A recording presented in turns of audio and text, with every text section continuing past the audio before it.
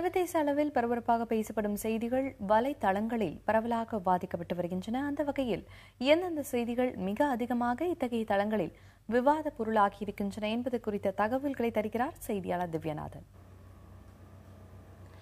ஃபேஸ்புக்கில் இன்னைக்கு ட்ரெண்டிங்கில் இருக்கிற செய்திகள் என்னென்ன அப்படின்னு நம்ம முதலாவதாக பார்த்தோம் அப்படின்னா அதில் வந்து டொயோட்டா நிறுவனத்துடைய ஒரு செய்தி வந்து அதிக அளவில் வந்து மக்கள் பார்த்துருக்குறாங்க. அது என்ன செய்தி அப்படின்னு பார்த்தோம் அப்படின்னா டொயோட்டா நிறுவனம் ஒரு கருத்தை முன்வைத்திருக்கிறார்கள். அதாவது வர 2050 ஆண்டுக்குள் அந்த ஒரு நேரத்தில் வந்து முழுக்க எரிசக்தி, அதாவது பெட்ரோல் இந்த மாதிரியான இதுலேருந்து மாறி முழுக்கவும் வந்து எலக்ட்ரிக்கில் இயங்கக்கூடிய கார்களை வந்து அவர்கள் வடிவமைக்க வந்து திட்டமிட்டு இருக்கிறாங்க. மாசு ஒரு காரணம், புகையளவு, அதில் வந்து எமிஷனை வந்து கண்ட்ரோல் பண்ணுற மாதிரி அவர்கள் டிசைன் பண்ணுறதா இவர்கள் வந்து இந்த ஒரு முடிவு வந்து எடுத்திருக்காங்க.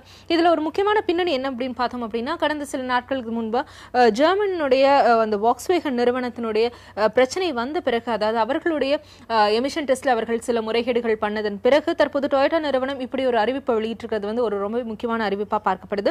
இதற்கு அடுத்தபடியா ட்ரெண்டிங்ல இருக்கிறது ஒரு நபர். யார் அப்படின்னு பார்த்தோம் அப்படின்னா இவர் வந்து பெர்னி சாண்டர்ஸ். இவர் வந்து அமெரிக்காவில் அதிபர் தேர்தல் நெருங்கி கொண்டிருக்கிற இந்த நேரத்தில் குடியரசுக் கட்சி சார்பாக போட்டியிட விருப்பம் தெரிவித்திருக்கிறார்.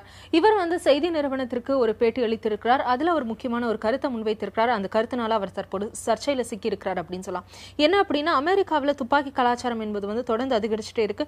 இதனால பலரும் வந்து உயிரிழக்க காரணம் இருக்கு. அப்படி இருக்கும் நேரத்தில் துப்பாக்கிகள் வந்து பயன்படுத்துறது தங்களுடைய பாதுகாப்பிற்காக தான் அப்படின்னு அவர் வந்து சொல்லியிருக்காரு. அதாவது துப்பாக்கி கலாச்சாரத்திற்கு ஆதரவான ஒரு பதிலா அவருடைய பேட்டி என்பது வந்து அமைந்திருக்கு. இது வந்து ஒரு சர்ச்சை ஏற்படுத்தியிருக்கு. இது குறித்தும் வந்து ஃபேஸ்புக்ல அதிக அளவில் வந்து பேசப்பட்டிருக்கு.